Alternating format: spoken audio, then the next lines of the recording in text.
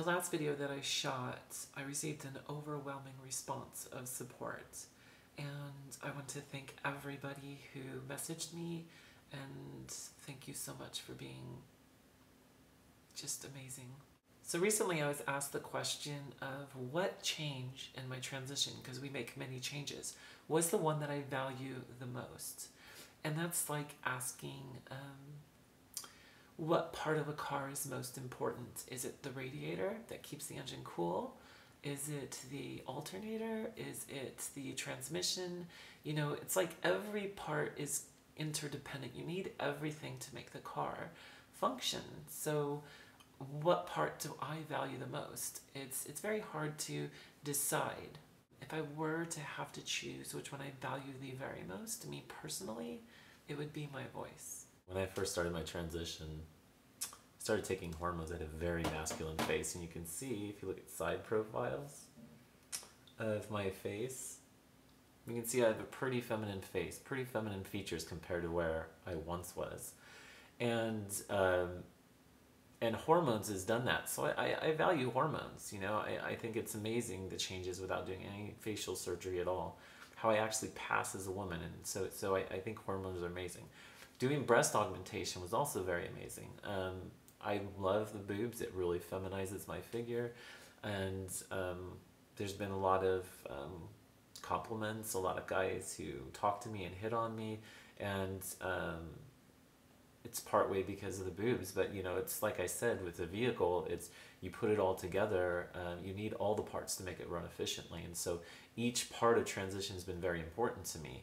But my voice is the one thing that I appreciate most, and that's why I'm talking in my male voice right now. I want you to see the difference that the distance I've come in feminizing and getting it to sound the way it does, you know, today. Practicing my voice has been a real non-pleasure. I've hated doing it. I don't like practicing doing my voice. I get continually frustrated. I get bothered. I struggle with it. It's something that I wish came more natural. And even when my voice gets hurt, then my female voice becomes more croaky, has more timbre to it, and that's frustrating for me. I wish it just was a natural female voice. Despite this, it's kind of like a parlor trick, or you know, me just, you know, tripping people out, which I really love to do, where I'll be talking in my girl's voice, and you know, with my friends or whatever, what have you.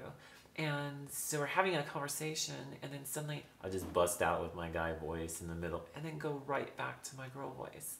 And it's fun to mess with people, so I do have some fun with having a man's voice. There's some novelty to it, basically. So since I was asked the question, it would be my voice. I really do value my voice above everything else, and it's because I just knew from the beginning that I would never be able to feminize it. I just knew I could never make it sound like a woman's voice. I mean, listen to how deep-throated my voice is right now. I'm not straining to get it low. I could get it lower, I suppose, but I'm not straining to get it low. This is my voice. This is the real deal here, and it's so low and so deep-throated, and it's actually kind of sexy now. I never thought it was sexy before, but now I hear it as more sexy. But I mean, there's no way that I would ever believe that this could ever sound like a woman's voice. I figured I was doomed to an existence of being a girl with a man's voice, and that was a horrible reality for me. But I kept working on my voice. I kept listening to girls doing voice recordings of my own voice and trying to sound like the girls I was listening to on YouTube, and it started to make a difference after a while. So I value my voice above all because my feminine voice, intonations, timbre, fluctuations, the gait, the pauses, the speed, and everything else. Everything about my female voice speaks woman, and people accept it as woman, and it makes my transition more complete. So, so if I had to value one above the other, that would be the one.